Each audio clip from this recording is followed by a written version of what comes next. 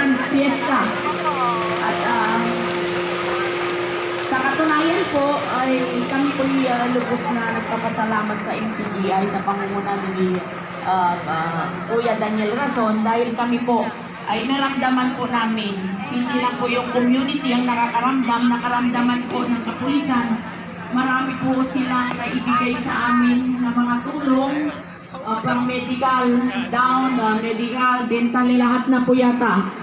And continuous po ngayon yung mga project namin, nakatuwang sila sa mga iba't ibang lugar ng buong Bataan. Kasama po ang lahat ng mga COP at kapulisan. And kami po ay nagpapasalamat sa mga biyaya at tulong na ibinibigay nila na galing sa Panginoon. And siyempre, sabi namin po, ngayon lang kami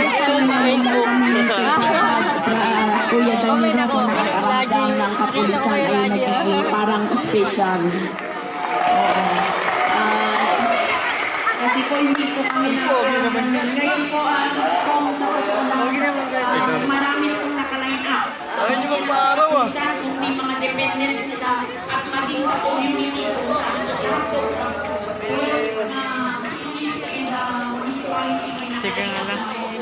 sila po yung magagaling sa nila. Ay, sa likod pa tayo po ng mga kailangan.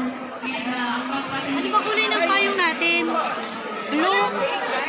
Hindi, ba iba? Libre payong. Ayun, blue. Sasauli lang mamaya. Libre lang po. Babalik ang mamaya. Babalik ang mamaya. Sa Cavite po kasi ito sa parade. Cavite pa rin po. Cavite po sige po. Babalik po mamaya. Babalik ang mamaya. Libre payong na tayo. Kasi po. Ano yung friends ko sa Facebook ko? Taga-bundok. Balikan ko kaya muna. Picturean ko muna. Yung friends ko taga-bundok. Andun o. Yung sa Facebook.